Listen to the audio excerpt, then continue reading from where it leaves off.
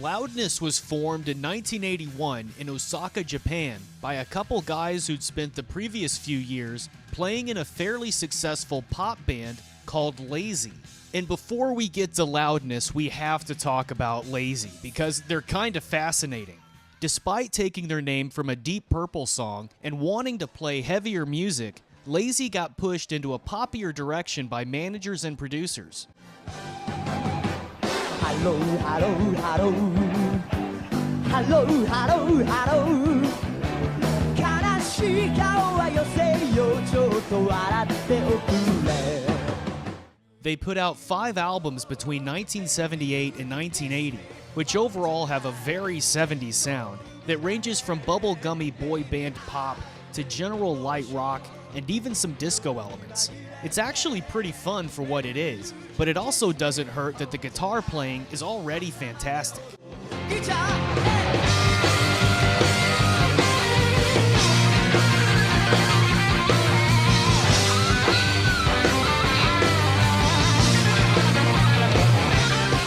But through all of it, you can literally feel a hard rock band trying to come out, like on their second album, Dream a Dream, with this album cover when they suddenly throw out Full Count.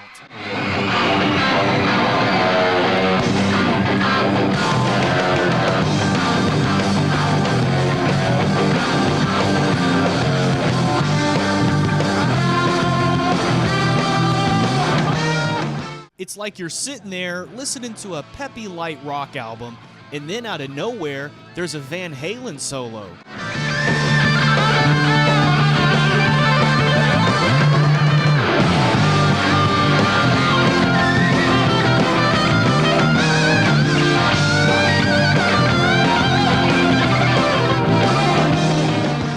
But by their 5th album, Spaceship Earth, Lazy had dropped the pop side almost entirely in exchange for a mix of prog rock and Judas Priest style aggression.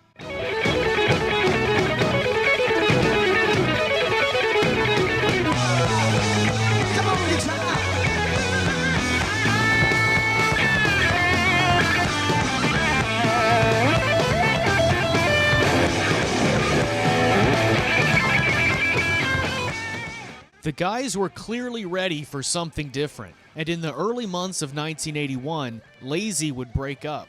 Guitarist Akira Takasaki, drummer Munetaka Higuchi, and bassist Hiroyuki Tanaka formed Loudness, although Hiroyuki would leave to work on anime soundtracks and be replaced by Masayoshi Yamashita. With vocalist Minoru Nihara on board, they formed a band where they could play the kind of music they wanted to play. 大きい音とか、ケバケバしいとか。ということでやっぱり音はやっぱ大きい。大きいです。めちゃめちゃ大きい。そうです。一番大きいです。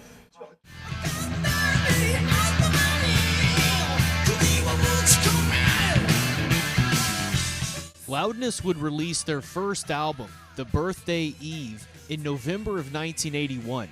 This album goes full-on heavy rock, with catchy as hell riffs and the energy of British heavy metal.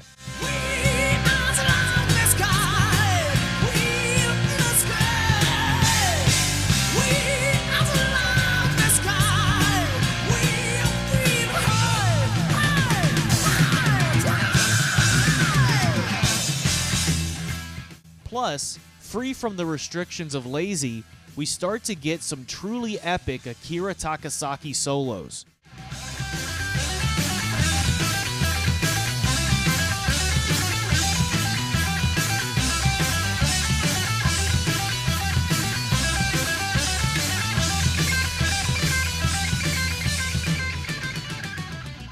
Selected through an audition process, Minoru is just the right amount of over-the-top, and his voice goes perfectly with Akira's sweeping guitar.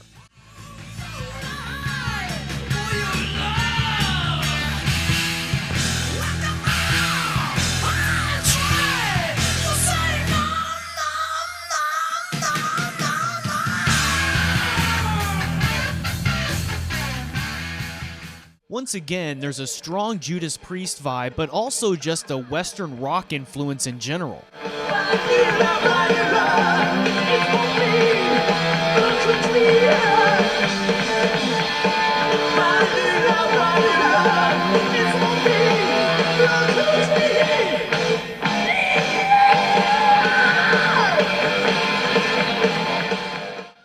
little to no media support for heavy music in Japan at the time, so there was no single off the birthday eve. But the album and live Loudness concerts did so well, the band released Burning Love as a single in May of 1982. The second album from Loudness, Devil Soldier, would come out just a couple months later.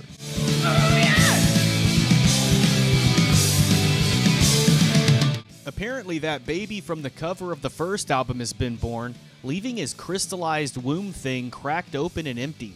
He could be anywhere by now. But he's actually only made it as far as the back cover, where he's seen wielding a halberd-type weapon and riding a jaguar. I'm not entirely sure what he's up to, but that is one tough-looking little baby. This album is along the same lines as the first, with a combination of tight, groovy riffs, screamy metal vocals, thick bass, and amazing solos.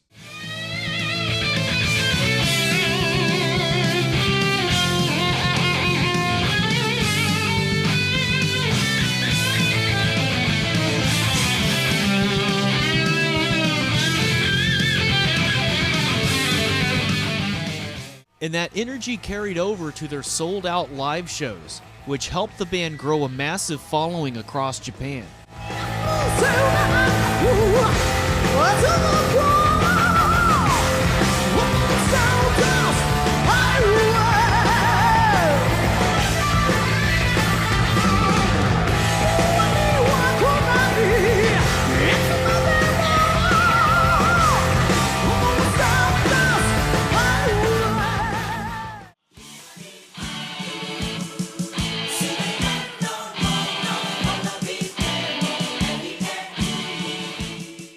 Loudness would release their third album, The Law of Devil's Land, in early 1983. Not only does Loudness continue their inventive take on Western rock here, but there's also a flashiness to it that takes this one up another level for me.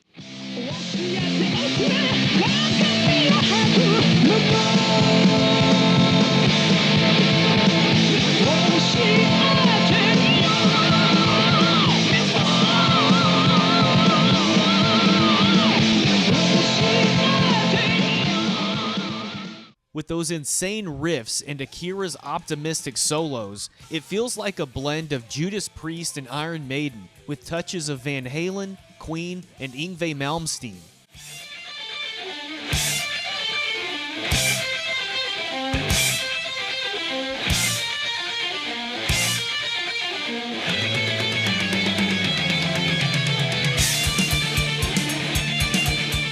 The Devil Baby has grown up a bit, and now he's sitting on a throne with a sword. I guess that seems pretty harmless. Oh, jeez. Well, that doesn't look good. Anyway, like previous albums, the singles wouldn't actually be on the album. One single was released at the same time, with Geraldine on the A-side.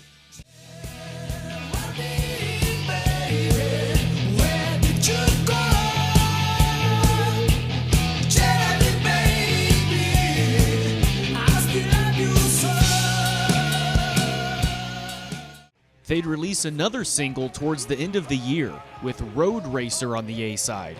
This one has a galloping Iron Maiden-y feel. And is it just me, or is any metal song about racing always awesome?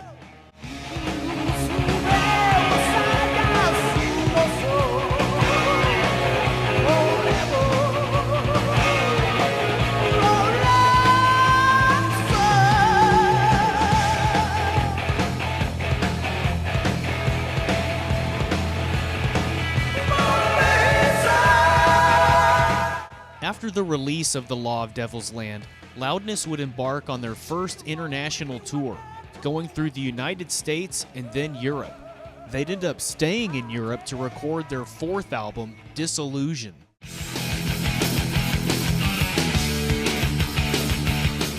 The songwriting continues to grow in complexity here, even though the main riffs remain simple and hooky.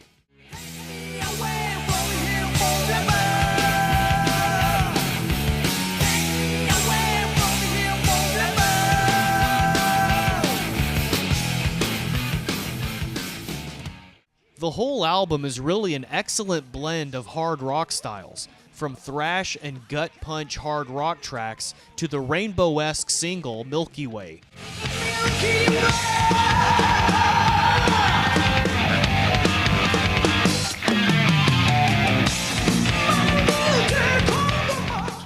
And another highlight on the album is Akira's own eruption-inspired solo titled Exploder.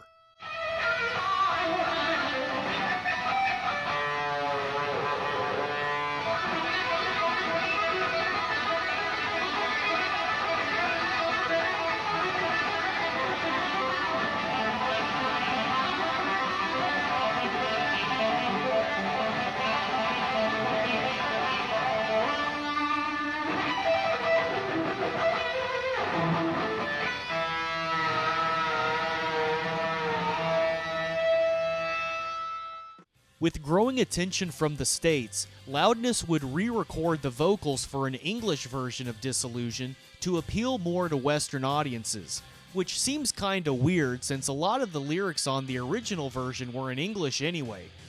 But aside from the vocals, the only major difference between the two is the opening track included on the English version, a sort of classically themed instrumental.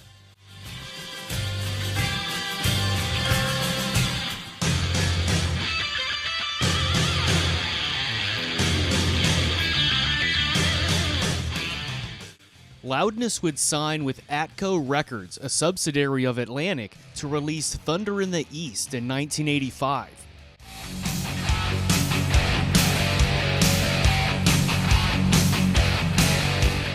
Produced by Max Norman, this album was a full attack on the Western market. Nowadays, it doesn't seem like it's a big deal, but in those days, you know, trying to break into America, which was the whole point, you know, that was really kind of a struggle. Mickey spoke the best English out of all of them, being a singer, but even his English was not very good, and so it was kind of difficult. But despite any language barrier concerns, the album was a success, largely due to the single Crazy Nights, which was showcased on MTV.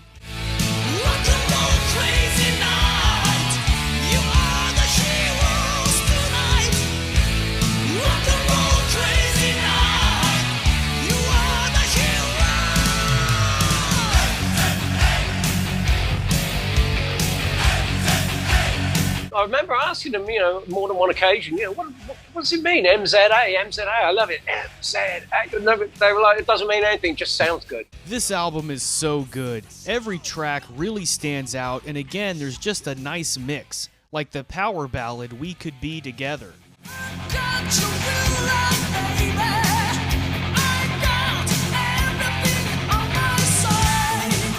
The video sees a girl in the audience awkwardly flirting with Minoru, so he awkwardly flirts back.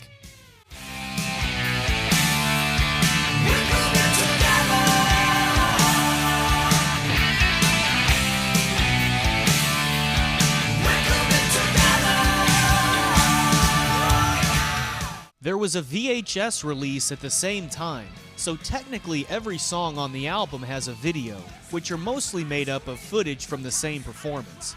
However, there are a couple of themes, like a woman we see climbing stairs between each video. Eventually she makes it to the roof, where Loudness is playing Clockwork Toy.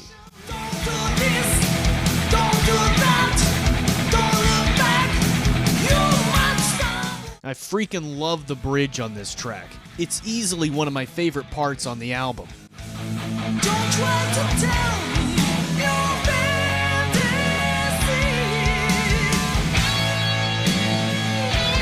It's my life. You try to tell me what's right for me. Turn the knife, twist the key. There's also a track that sounds like it came straight off a Manowar album. The video for Heavy Chains has the woman back to her old tricks climbing stairs again. She makes it up to a terrifying room where some creepy mannequin versions of the band are just hanging out. She moves to a gated area and closes the door, which is probably a good idea because the mannequins suddenly come to life. Just like a knife into her heart, keeping her down.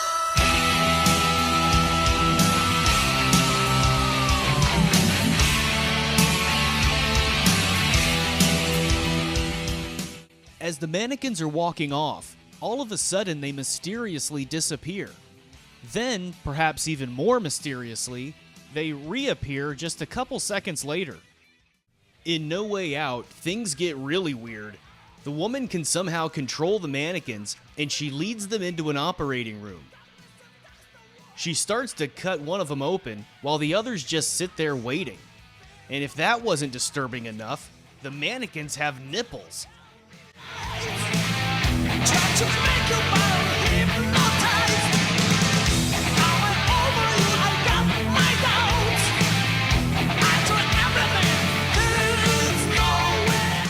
Finally, just to add a little extra fuel to my nightmares, she hosts a dinner party for the mannequins in the closing track, Never Change Your Mind.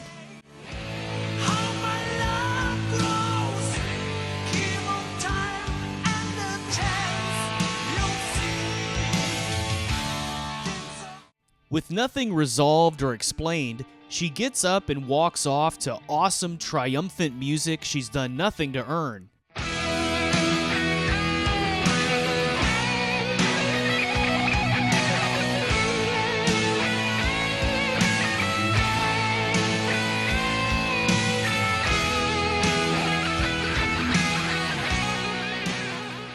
After an initial release in Japan under the title Shadows of War, Loudness would release their 6th album in the States as Lightning Strikes, with a different track order.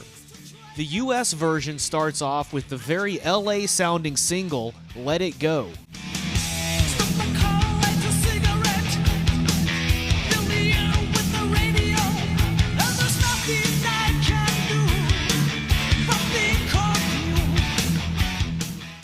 The video is mostly the band playing, but it's also part documentary about how Akira's guitar is made.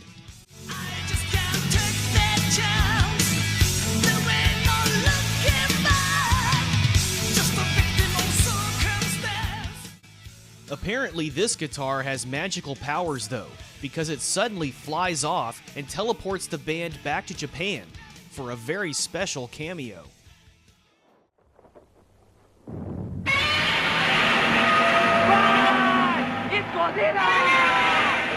Lightning Strikes doesn't hit quite as hard as Thunder in the East for me, but it does have some standout tracks, like Ashes in the Sky, previously titled Shadows of War on the Japanese version of the album.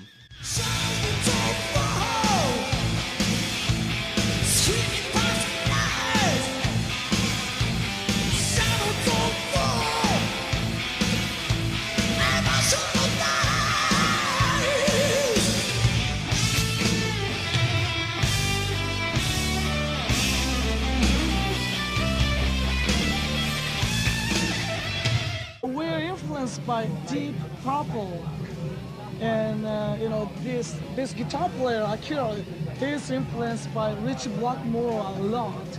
Lightning Strikes is good, but I personally enjoy their 7th album, Hurricane Eyes, a lot more.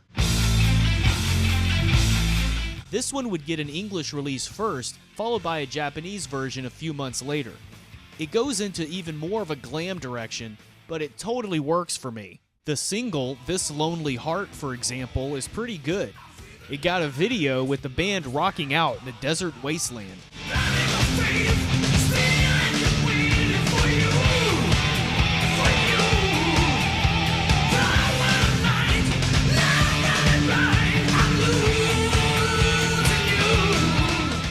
There are also some ladies wandering around, and I can only assume they're lost in the desert looking for the concert.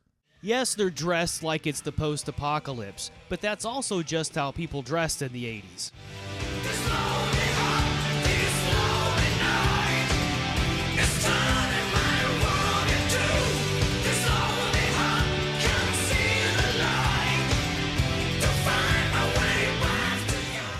Overall, this one is really solid, with several awesome tracks. In My Dreams in particular stood out for me.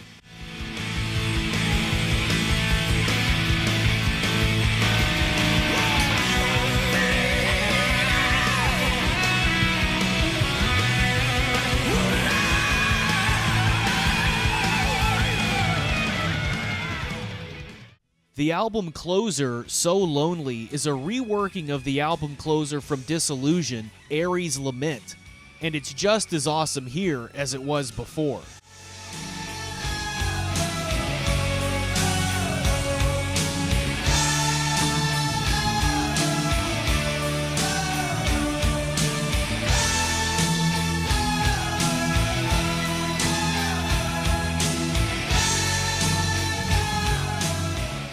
As the brief success Loudness had in America seemed to be fading, they'd release a Japanese-only EP titled Jealousy to try and reconnect with their Japanese fans who they felt they'd been neglecting.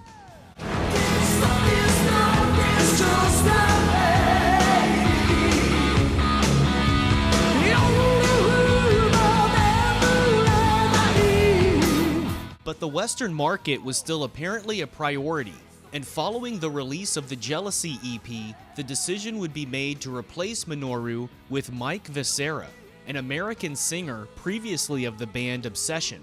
As I recall, people were thinking he wasn't getting any better with his English. You know, obviously everything's a lot more, cosmopolitan these days. But in those days, it was quite a big deal. The first of 2 Loudness albums with Michael would be Soldier of Fortune. It's got some really great tracks on it, but by replacing Minoru, Loudness would lose one of the major components that made them unique.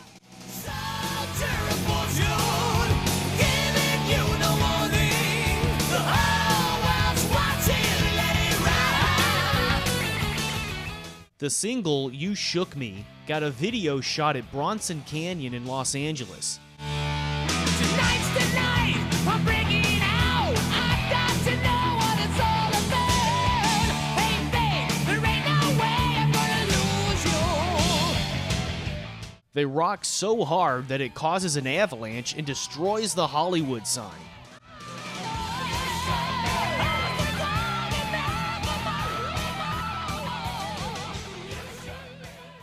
Somewhat ironically, Soldier of Fortune would do really well in Japan, but not even chart in the US.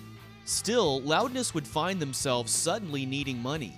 The management had been abusing their power for quite some time, and we found out that we were broke. So they decided to release an album with Michael singing old Loudness songs in Japan only, where they were basically guaranteed a hit record. We'll cover some of the old Loudness stuff and have English lyrics, but we'll release it in Japan. And anything in Japan we would release would be gold and platinum within a couple days. But the record label would have other plans, and in early 1991, On the Prowl would be released internationally, with only 3 previously unreleased tracks, including Down and Dirty.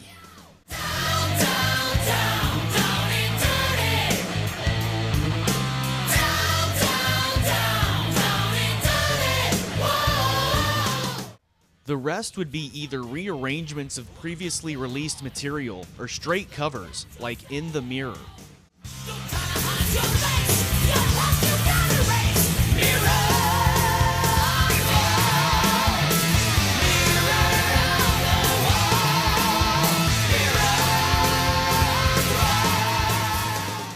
This is one of my favorite tracks from those early Loudness albums, and personally, even though Michael is a great singer, I'd rather just listen to those original versions. That's why On the Prowl is a little odd, because it originally wasn't supposed to be for the world. It was only for Japan. They let us do a couple new songs, but it was just a bad idea. Even though On the Prowl went to number 7 in Japan, frustration within the band was growing, both with the music industry in general and direction for the band within a changing musical landscape. Akira was really getting into the super heavy stuff at that point. He was almost getting to where he didn't want to play leads anymore. He wanted to sort of go into the heavy, grungy kind of thing, and you could kind of see that in Slap in the Face.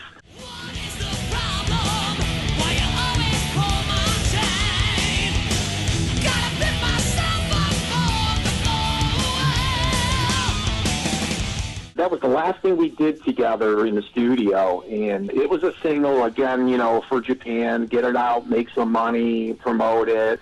Cool song, heavy, but that was the direction it was heading in, and even heavier. It was almost getting a little bit too dark. It wasn't my thing, but, it was cool. As Michael Viscera went on to record one of my favorite Yngwie Malmsteen albums, The Seventh Sign, Loudness would recruit former EZO singer Masaki Yamada. Bassist Masayoshi would also leave, and former ex-Japan bassist Taiji Sawada would join Loudness to record their self-titled 10th album.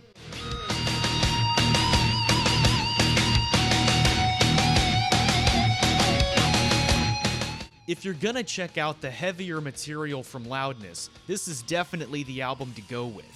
I will admit I'm not really a groove metal guy, but if you are, you'll probably like this one even more.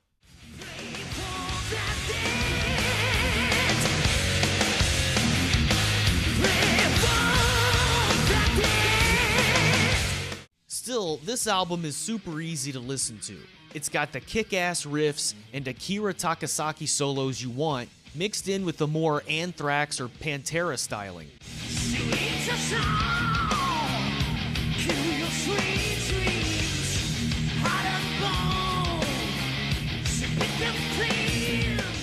It's probably worth noting that Black Widow is one of only 2 Loudness music videos from the 90s, so let's just enjoy it for a second.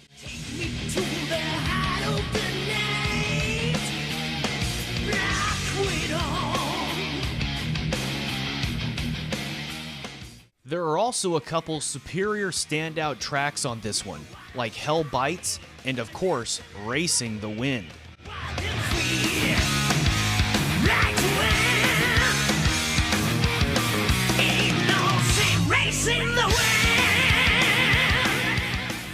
Although the self-titled Loudness album seemed to be going in a good direction for 1992, and even reached number 2 in Japan, everyone would essentially quit the band.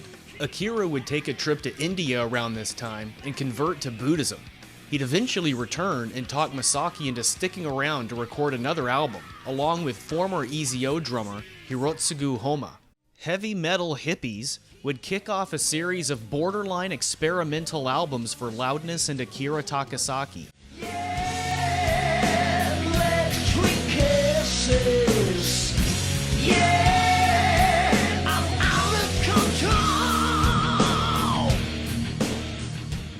Akira, Masaki, and Hirotsugu would be joined by bassist Naoto Shibata, previously of Anthem, for the next 3 Loudness albums: Ghetto Machine from 1997, Dragon from 1998, and Engine from 1999. Known collectively as the Buddha rock period, these albums are just a big mix of 90s. Some tracks are groovy grunge, some are sludgy doom, some are basic alt-rock, and some are just a jam. I won't say these albums are devoid of good stuff, because I did find myself enjoying bits and pieces.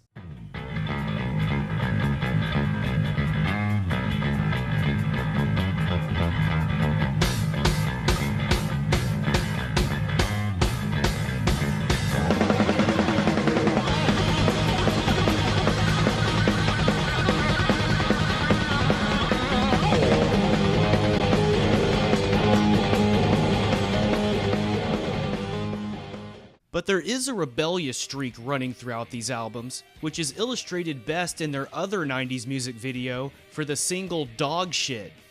Yeah, Dog Shit.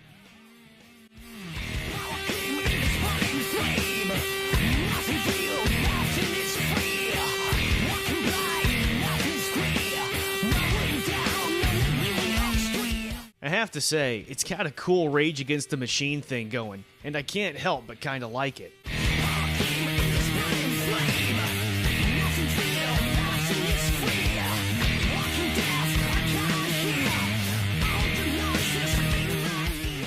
As 2001 approached, Masaki would actually suggest to Akira that he get the original lineup of Loudness back together for the 20th anniversary. So Munetaka, Masayoshi, Akira, and of course Minoru would get back together to release their 15th album, Spiritual Canoe.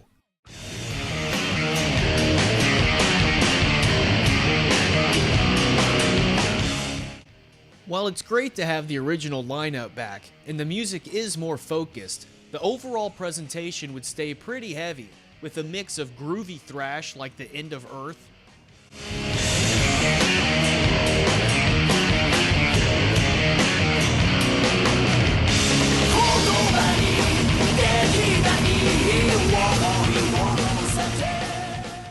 and sort of grungy alt-rock like the track How Many More Times.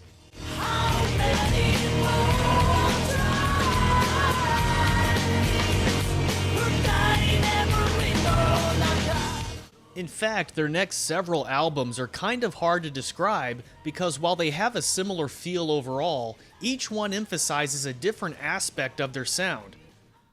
Like Pandemonium, for example, which generally leans more alt-rock, or Biosphere, which goes into a more industrial-tinged nu metal direction, and Terror emphasizes a lot of doom and death metal elements.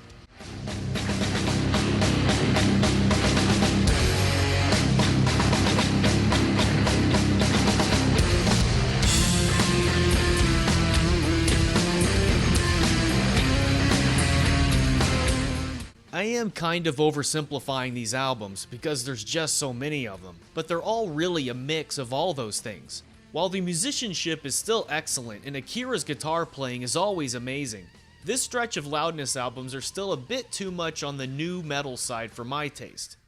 While their 19th album, Racing, is not quite as awesome as I'd hoped based entirely on its title, it does feel like a step in the right direction, partially indicated by the return to their old logo. It still feels like a mix of a lot of different influences, maybe too many, and there is still a lot of aggressive, in-your-face energy.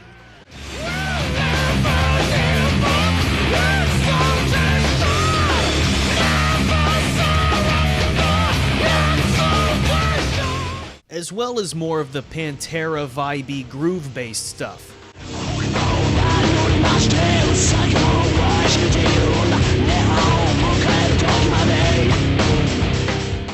And while that's not really my thing, Racing also has stuff like Live for the Moment.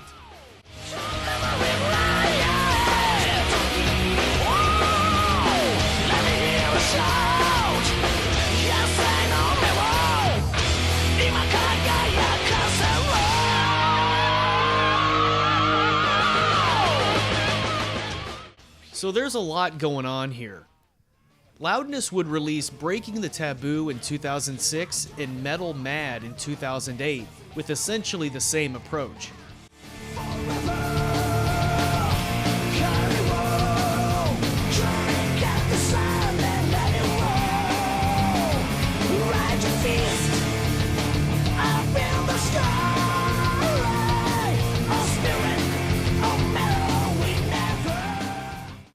In 2009's The Everlasting would be the last Loudness album with drummer and founding member Munetaka Higuchi, who would pass away just before they finished recording.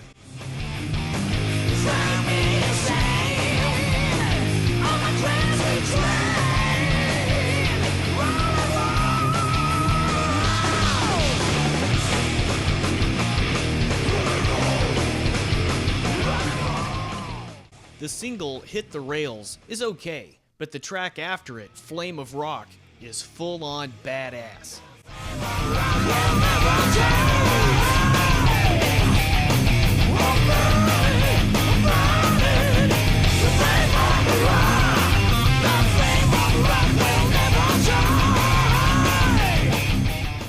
Session drummer Masayuki Suzuki would fill in on one track, I Wonder.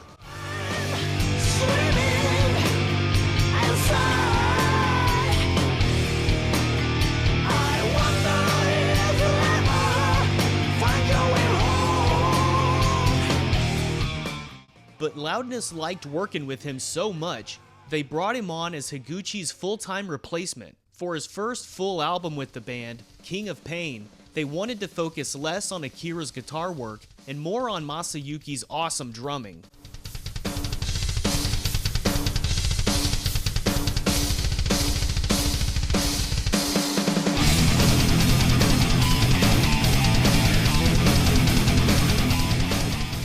"2011's Eve to Dawn is more guitar-driven compared to King of Pain, and I think lays the groundwork for modern-day Loudness.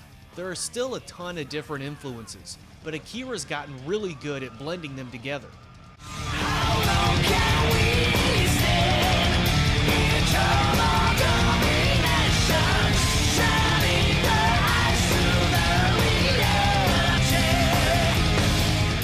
One of my favorite examples of this from Eve to Dawn is Gonna Do It My Way, which starts off sounding like someone's UFC entrance music.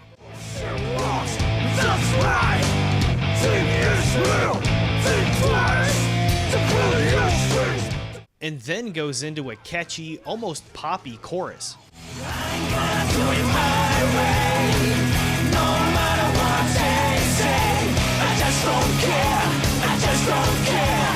Just the way I like it. I'm gonna do it my way.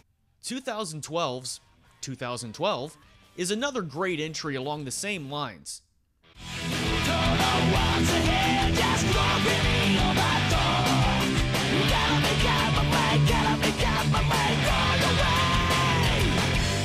Interestingly, in the video for Break New Ground, both Dreadlocks Akira and the new Blonde Akira make an appearance.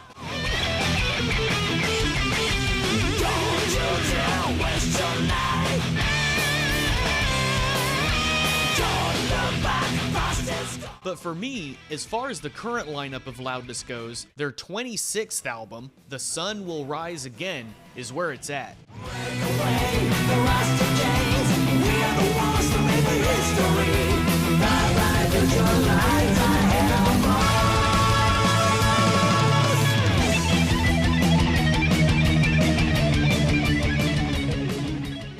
It's still fairly similar to their other 21st century output, but this one has the most standout tracks for me and just some really cool parts.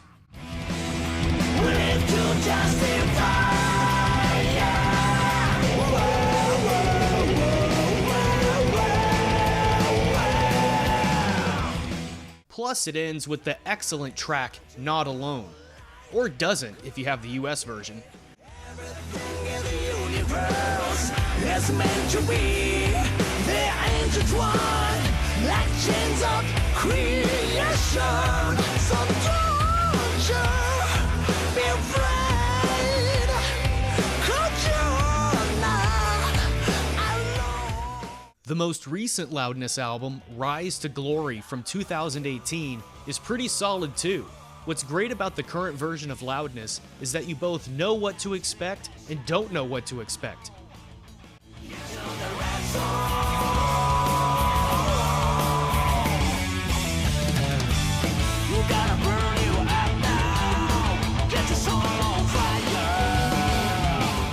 You know they have a ton of influences and styles to pull from, you know the musicianship is going to be top-notch, and you know there's going to be some interesting and intricate Akira Takasaki solos.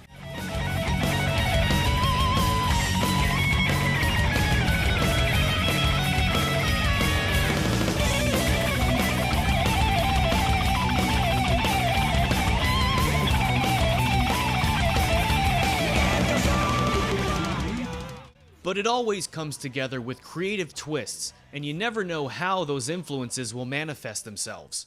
Since it's been 3 years now since a new Loudness album, hopefully they have something in the works and we can find out what's next. And that is Loudness. Hope you dug the video and had fun taking a look at an awesome band that frankly, I didn't know much about either.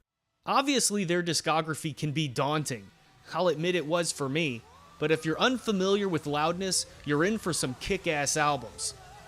Check out The Birthday Eve from 1981, Devil Soldier from 1982, The Law of Devil's Land from 1983, Disillusion from 1984, Thunder in the East from 1985, Lightning Strikes from 1986, Hurricane Eyes from 1987, Soldier of Fortune from 1989, and Loudness from 1992.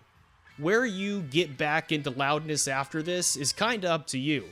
For me, The Sun Will Rise Again from 2014 and Rise to Glory from 2018 are badass, and those would be my recommendations. But there's great stuff on most of their albums. Loudness goes in a lot of different directions, and it really comes down to what you like personally. So let me know what Loudness albums are your favorites. And see you next time. Thanks for watching.